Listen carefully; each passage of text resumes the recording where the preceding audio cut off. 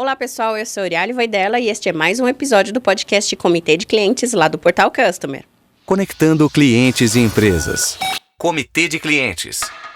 Aqui nós já estamos na 10ª temporada e uma longa trajetória desde que começamos esta aventura de podcast. O portal já está no ar há 3 anos. Hoje nos tornamos o maior portal de conteúdo, de notícias, insights, reportagens sobre experiência do cliente, sobre empreendedorismo, para ajudar você, executivo ou empresário, ou você que está empreendendo a superar todos os desafios e, claro, trazer muitos insights e conteúdos. E aqui no podcast de clientes já estamos num ano e meio no ar, mais de 150 episódios, temporadas fixas, temporadas em company, temporadas em evento. Muita coisa já aconteceu desde que começamos essa grande aventura e 10 temporadas. Não imaginei quando comecei a chegar neste ponto, é uma honra e agradeço a todos vocês que nos assistiram, nos acompanharam, criticaram, deram feedback e construíram toda essa história junto com a gente. E para você que ainda não segue os nossos canais, convido você a ativar aqui o sininho de notificação e também todas as nossas redes sociais que nós vamos deixar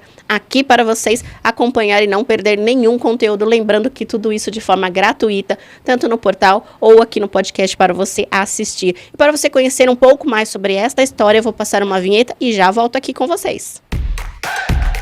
A jornada do consumidor. O sucesso do cliente que recomenda uma marca.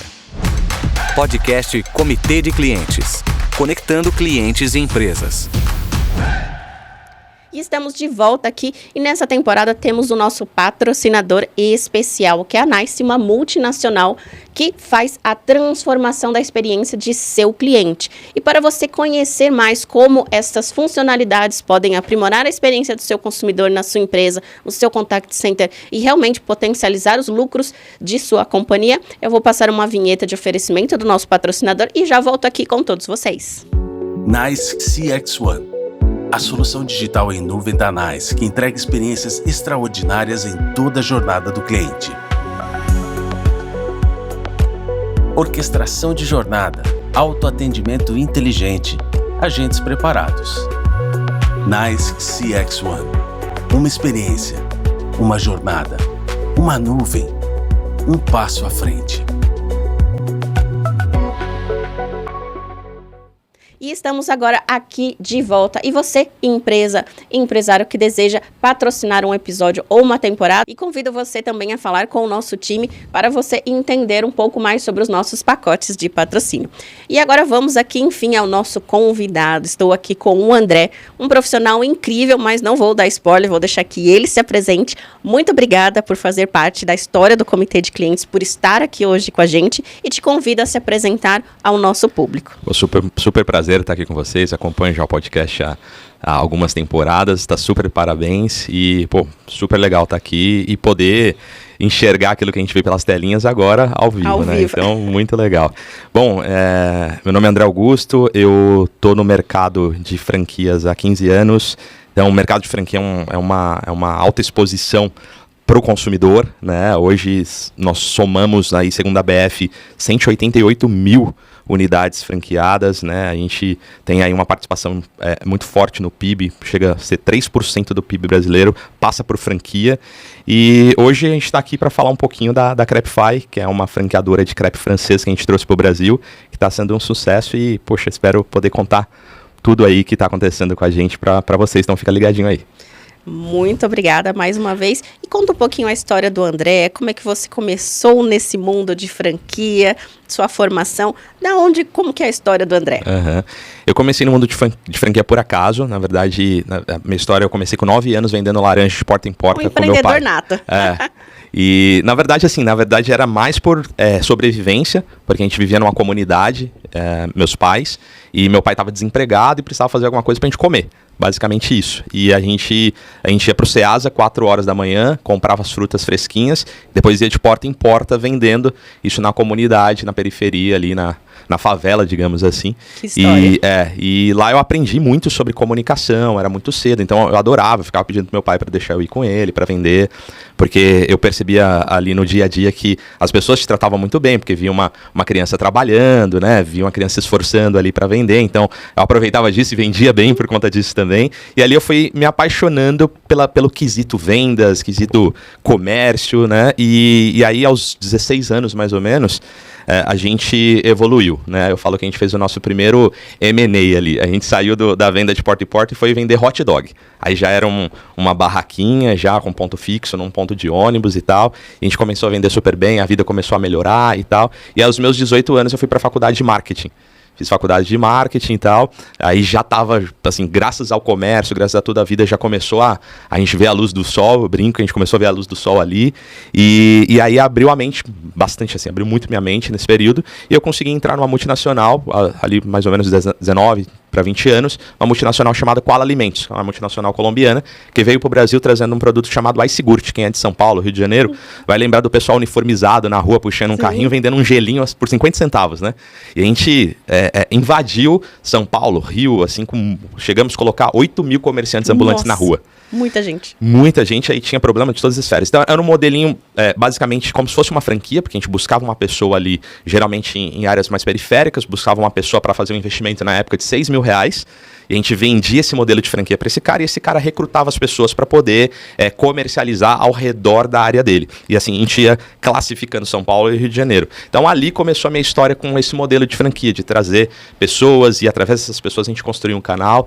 Então foi super interessante, porque foi uma escola muito grande. Aí de lá para cá a gente veio construindo a carreira. A Koala, com o iSigurt, acabou não funcionando no Brasil, né? Depois de alguns anos, depois de 800 lojas implementadas, e eu fui um dos primeiros colaboradores lá, enfim, então estava muito jovem, então foi uma experiência incrível. Foi meu primeiro voo de avião, foi pela empresa, conheci o Brasil inteiro, várias regiões.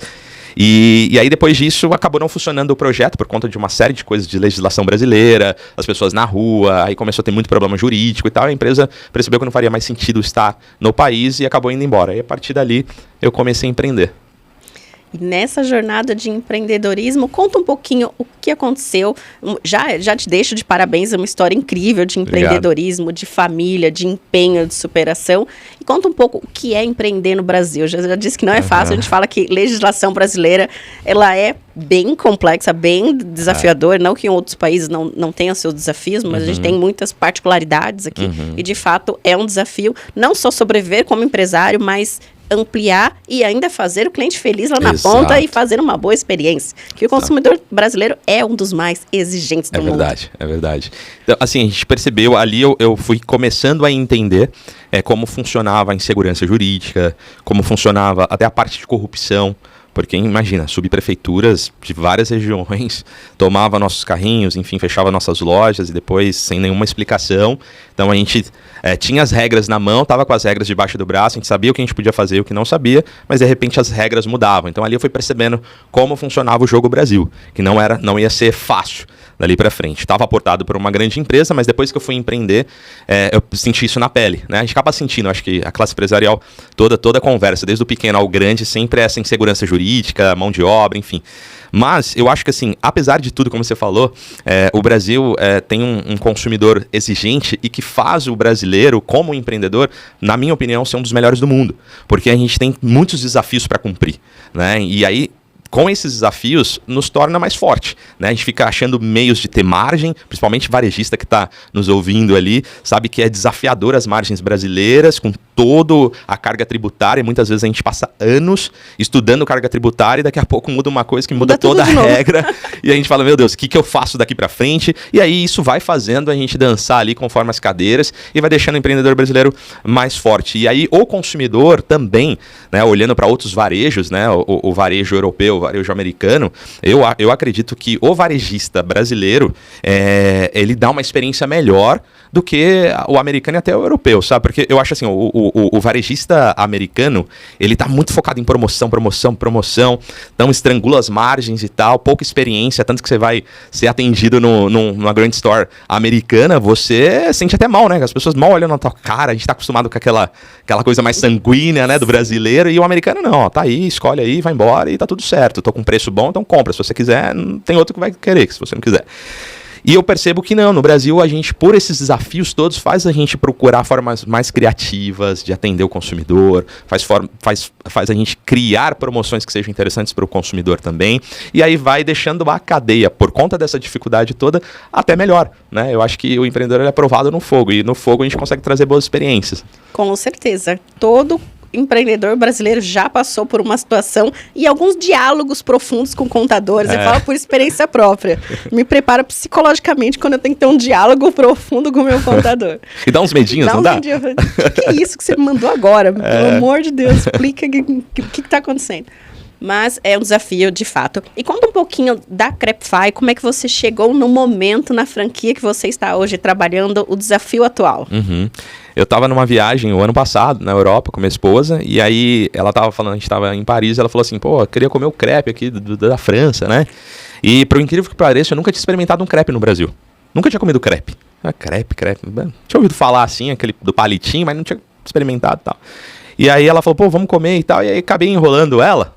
E falando assim, não, amor, deixa pra comer depois. Vamos comer outras coisas. Vamos comer um croissant. Vamos comer outra coisa que eu entendo. E acabamos não comendo crepe. E aí a gente foi pra Londres depois. E aí chegou... E aí lá em Paris eu via que sempre em algum lugar tinha uma creperia. Muitas creperias.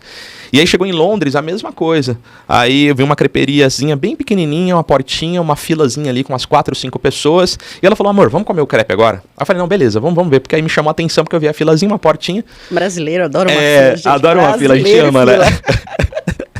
E aí eu falei, pô, vamos lá. Aí a gente foi super rápido ali, sei lá, coisa de 3, 4 minutos, cada pessoa foi atendida, chegou a minha vez, a pessoa que me atendeu foi a pessoa que produziu o meu crepe, super rápido ali e tal, paguei acho que 6 libras esterlinas, falei, pô, é um ticket médio bom, um produto que faz em 4 minutos. Quando eu mordi, eu falei, nossa, que coisa gostosa. E eu saí andando, assim, porque não precisava de mesa e tal, peguei o crepe, saí andando, uma experiência super bacana, gostosa, nutritiva, leve, né? Chega até em alguns momentos ser mais saudável que outras categorias ali de ticket. E eu falei, cara, poxa, pelo menos no Brasil, eu nunca comi dessa forma. Acho que pode ter uma oportunidade. E aí chegando aqui no Brasil, eu comecei a movimentar todo mundo, né? Já tinha outros negócios em franquia. Aí comecei a ligar para um, para outro, cara, o que você acha? Quero desenvolver isso e tal. Aí liguei para um amigo meu que é meu sócio hoje, o Denis Messias. Falei, cara, ele tinha uma hamburgueria. Falei, cara, eu tô com um projeto assim de trazer crepe pro Brasil de uma forma diferenciada, como é lá e tal. Acho que tem bastante oportunidade. E ele falou assim, cara, beleza, vamos embora, vou te ajudar. Eu não sei fritar um ovo. Mas ele conhece bastante. Falei, cara, então tá na tua mão aí, vamos desenvolver um produto, vamos levar para as pessoas experimentarem, vamos tentar chegar num produto bacana. E aí ele falou, não, fechou, vou fechar minha hamburgueria e vou tocar com você. E uau, aí foi muito legal. Foi muito legal porque eu liguei para ele e falei assim, cara, eu tenho um projeto assim assado e tal, não sei o quê. Ele falou, cara, nem precisa me explicar o que é, eu tô dentro. Aí eu falei, pô, que legal, tô com um nível de confiança bacana com os amigos. Aí ele veio e a gente começou uma jornada de 6 meses de desenvolvimento da massa, dos produtos, dos sabores, porque a forma que o europeu come os sabores, a gente precisou adaptar bastante aos sabores brasileiros. Então, a gente foi pra coisa mais óbvia, né? Que o brasileiro gosta de comer em sabor em pizza e pastel.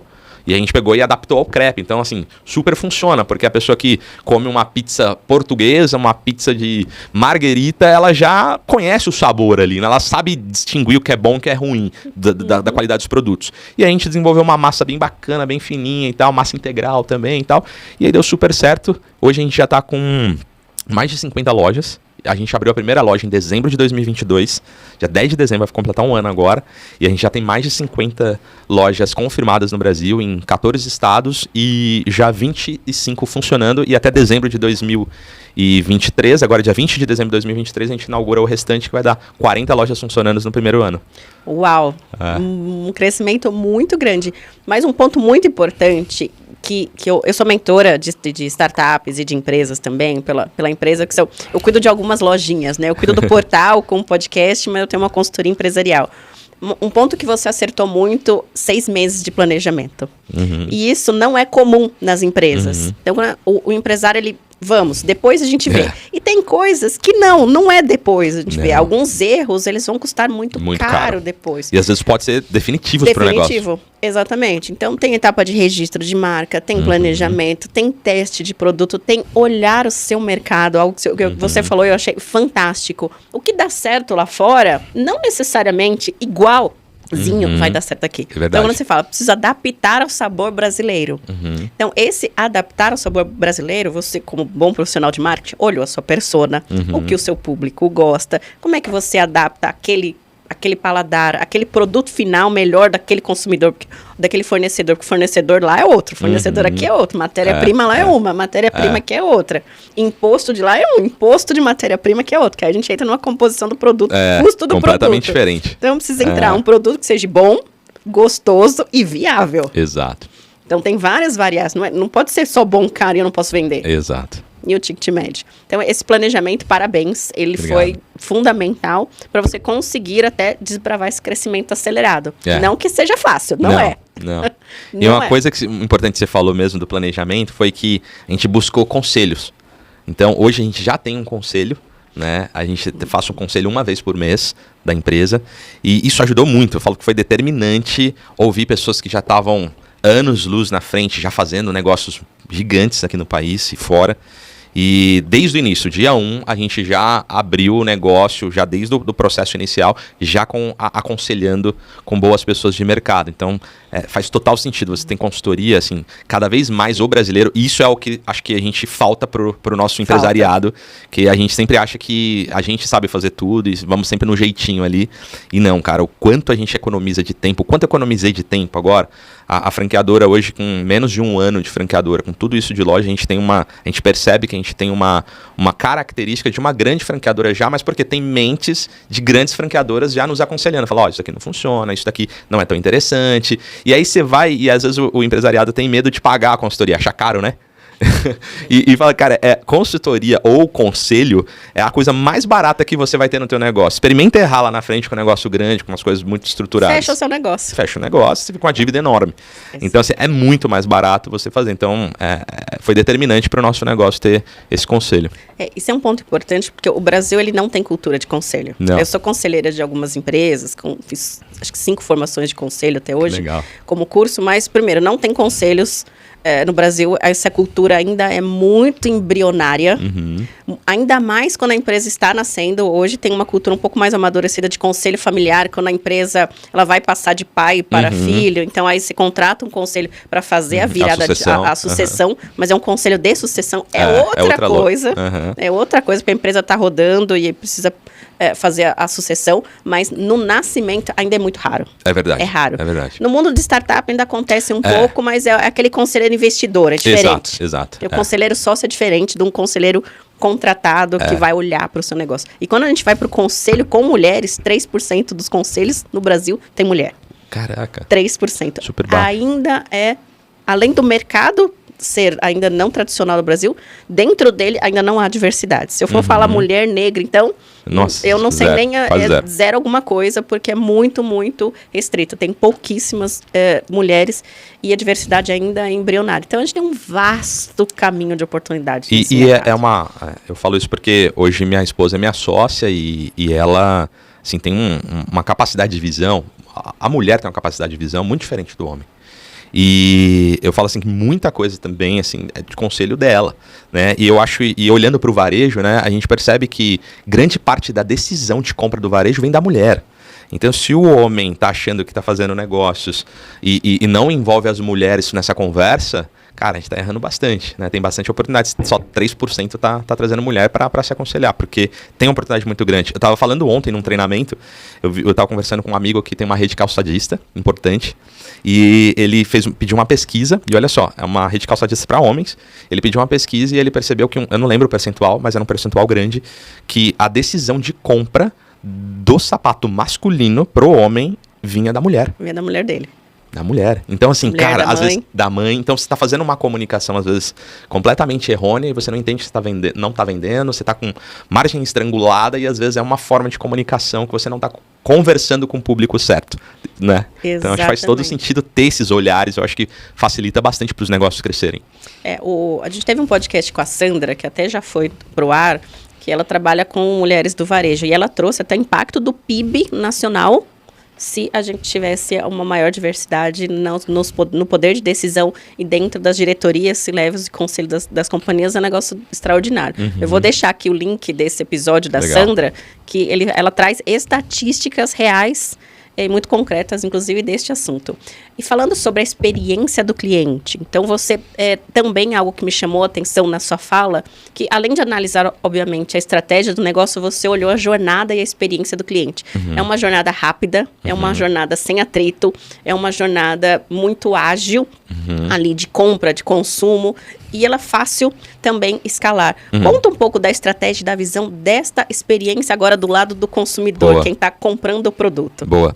A gente foi percebendo ao longo da jornada, da curta jornada, que a gente precisava clusterizar a jornada do nosso consumidor. Por quê?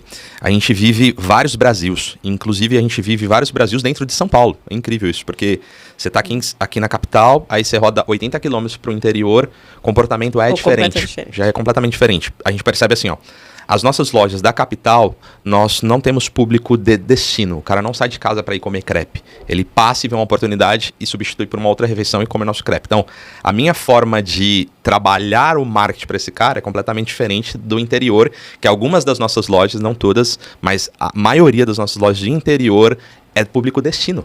Olha só. Então, se eu vou fazer marketing não clusterizado e eu vou universalizar meu marketing, alguém eu vou estar errando. Né? E alguém eu vou estar deixando de fora.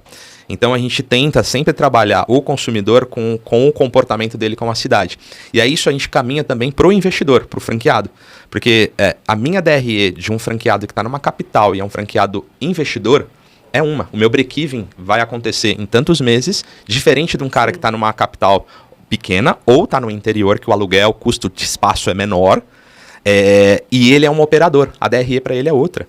Entendeu? Então, assim, a gente vai percebendo que cada forma de a gente verticalizar o negócio... É quase vários negócios Exato. Dentro do mesmo negócio. Exatamente. E aí esse é o desafio, né? Esse é o desafio, você conseguir ir fazendo isso, mas a gente acredita que aos pouquinhos a gente tá entendendo e vai começando a dar umas direções melhores, assim, e a gente vai conseguindo dar uma experiência melhor para o nosso consumidor por conta disso, né?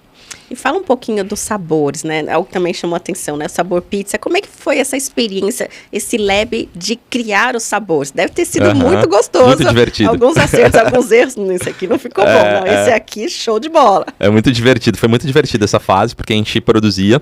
A primeira produção foi em 10 de julho. Eu sou muito de data, né? Minha alma feminina nesse aspecto.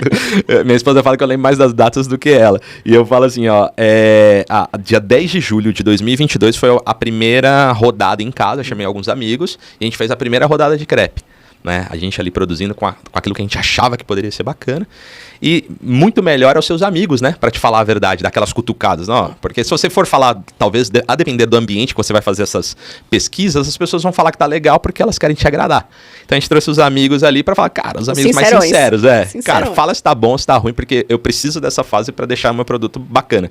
E a gente fez essa primeira rodada e mudamos várias coisas. Depois a gente começou a levar para as empresas dos amigos, para os funcionários experimentar. Depois a gente começou a fazer várias nas nossas próprias empresas, até a gente chegar no produto balcão, que o crepe sai ali na hora, quentinho, massa bem crocante, bem gostoso.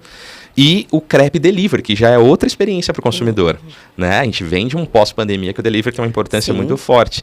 Então, a gente teve que desenvolver uma embalagem diferenciada para o delivery. A gente teve que fazer testes com o meu sócio. Ele pegava a moto, rodava 40 minutos e ia lá no escritório entregar para a gente ver como estava. Como é que ele chega como ele depois chegava. de 40 minutos. A gente percebeu que o ideal é entregar até 40 minutos, acima de 50 se passar. A experiência não vai ser a mesma, a massa já vai estar um pouco mais murcha e tal. Então, a gente foi fazendo várias formas assim. E essa forma de descobrir o que é legal é muito divertida, né? E a gente foi chegando no produto ideal. Hoje a gente tem um feedback muito legal, assim, nas plataformas de delivery e tal. A gente tem uma nota acima de 4.8. O pessoal geralmente tem voltado. A gente percebe que lance de recência, frequência e valor monetário, que geralmente a indústria do SaaS, né, de assinatura que tem, a gente traz isso para o varejo e a gente analisa o cara que compra hoje a primeira vez, ele tem que voltar em até 30 dias, fazer uma segunda compra, e aí esse percentual hoje nosso é 40%. Então a pessoa compra a primeira vez o crepe, é interessante, né?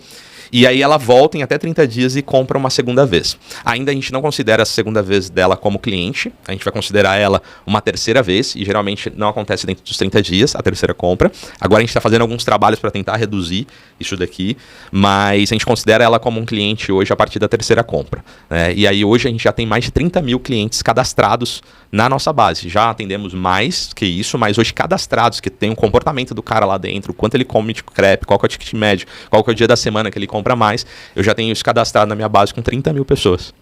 Muito importante. E você trouxe um ponto que eu já falei em outros episódios também. As técnicas de SaaS, de sucesso do cliente, elas são aplicadas a qualquer mercado. Então, como é que você distingue um consumidor de um cliente? E um cliente de um recorrente? Então, tem várias... essas clusterizações, elas são fundamentais para qualquer nicho de negócio. Então, qual é o cliente que compra só no impacto de promoção? Qual é o cliente que vai comprar recorrentemente? Exato. E esse cliente, a gente fez uma ação no meio da pandemia, uma vez, de uma rede de padarias, né, dentro desse mercado. Falei, puxa, você sabe quem são os seus clientes fiéis? Ah, eu sei, eu falei, então, que horas que... Vamos clusterizar um pouco mais. Você sabe quem são os fiéis que passa aqui toda hora, 5 horas da tarde? Uau. Ah, eu sei. Quem passa aqui 5, 6 horas, que compra aquele pãozinho voltando do trabalho, ou aquela mãe que compra de manhã o bolinho ou o lanchinho da criança. Falei, eu sei. Eu falei, então, por que você não se antecipa para já deixar esse produto e coloca isso num CRM, num sistema, whatever, onde a gente vai colocar, e faz uma ação para fortalecer e ampliar essa recorrência. Dona Maria, ó, você vai querer o seu bolinho de fubá hoje? Nossa. A gente fez uma fornada especial para você. Pronto. Isso é fantástico. Pronto. Isso é fantástico. Numa ação muito simples, muito barata, quase dobrou o faturamento. Uau. Com Tá clientes que já estavam Na base. na base. Foi um trabalho de base. Trabalho de base. Isso eu acho assim, isso... Que você já está animal. fazendo isso. E isso vem por conta disso, por conta dos conselhos, né? Tipo, cara, pra que esperar a companhia ficar gigante para começar a fazer isso? Então, desde o início, a gente já trouxe um sistema que a gente vai cadastrando esse cliente e vai clusterizando ele ali. E isso que você tá falando, eu chamo do seu manual da padaria. Manual da padaria. Porque o manual da padaria é replicar o manual da padaria através do robozinho. Como é que escala o manual da padaria? Porque você entendeu o comportamento do teu consumidor ali, que eu acho fundamental. Quem faz isso e consegue fazer isso bem, sempre vai se destacar no mercado, né? Porque o consumidor está ansiando por essa personificação, né? Exato. E você colocou um ponto-chave, como que nós escalamos a personalização. Então, a tecnologia, ela está aí para nos ajudar. Só que ela precisa ter essa estratégia inclusa dentro dela, essa orientação. E aí, de novo, o conselho, o planejamento, o pensar, o inovar, ele está fora. Ele ainda é humano. A inteligência artificial ajuda a gente a escalar a brincadeira. Exato. Mas ela ainda não pensa sozinha. Não. Eu vi uma publicidade em algum canto, há algum tempo, tava falando assim, ó, os caras tava construindo um prédio, acho que nos Estados Unidos, em Chicago, e aí eles colocaram uma placa bem grande assim, ó, ChatGPT, venha terminar esse prédio. Ou seja, tipo uma sátira dizendo assim, cara, tudo que a gente tá fazendo de inteligência artificial é super bacana, mas, cara, não vai substituir a mão de obra humana, muita coisa não vai substituir a mão de obra humana, o nosso coração, a nossa forma de enxergar as pessoas, isso o robô não vai conseguir fazer. Não, pode ser que um dia lá na frente ele tenha uma emoção, hoje não tem. Hoje ainda a gente não vê caminhos de ter uma emoção. Então assim, eu acho que você mesclar o poder da internet, do digital, da tecnologia, com o poder do olhar humano, do coração, do feeling, eu acho que essa conjunção aqui que faz as coisas serem interessantes, né? Perfeito. Agora eu te convido às considerações finais. Se deixar, a gente fica aqui a tarde inteira conversando, porque o papo tá ótimo, muitos insights, pontos muito importantes, não só do negócio de franquia, mas para o empreendedor que quer montar o seu negócio. Invista no tempo de planejamento, registre a sua marca, testa muito até você ir para campo, faça a análise do seu consumidor, entendendo todo o público, e aí vai de fato para o campo e continue aprimorando Exato. e aplicando ali a experiência do consumidor, o sucesso. Então, pessoal, olha quantas dicas o André trouxe aqui para vocês. E te convido às considerações finais, uma última mensagem para quem está nos ouvindo, nos assistindo. Então, primeiro quero agradecer o convite, foi super legal estar aqui com vocês. E, eu quero dizer pro empreendedor que talvez muitas coisas que a gente está falando aqui, você fala, poxa, isso não tá no meu momento, mas cuidado com esses pensamentos. Eu acho que o melhor momento para fazer as coisas é o agora, e é difícil mesmo quando você está na operação e você precisa dividir o seu tempo operacional, e a gente sabe os problemas operacionais que nós temos como empreendedor, é muito desafiador, o problema tático, né, você às vezes não sabe alocar as pessoas no lugar certo, mas você precisa definir tempo estratégico para o teu negócio, como a Euri falou, e se você não consegue fazer essa parte estratégica, essa parte tática, aliás, você não vai conseguir fazer isso sozinho, convide pessoas, dê participação da sua empresa para as pessoas, dê participação para conselho da empresa. Se as pessoas identificarem oportunidade no seu negócio, tenho certeza que não vai faltar. E tem gente que fala assim, André, mas eu não tenho dinheiro para montar um conselho. Cara, você não precisa de dinheiro momentâneo. Muitas vezes o conselho, ele não está pensando no dinheiro do hoje, ele já está resolvido para o dinheiro do hoje. Ele está pensando no dinheiro do futuro. E se você apresentar um bom futuro para esse conselho, com certeza você vai ter bons conselheiros sem ter dinheiro do hoje. E você vai ter o dinheiro do amanhã com esse conselho. E eu tenho certeza que o seu amanhã vai ser muito próspero porque você evitou uma série de erros. Então, assim, empreendedor brasileiro, não caia na falácia de, vou fazer, eu ponho a mão na massa, e pega muita gente aí, talvez da internet, vai, faz de qualquer jeito.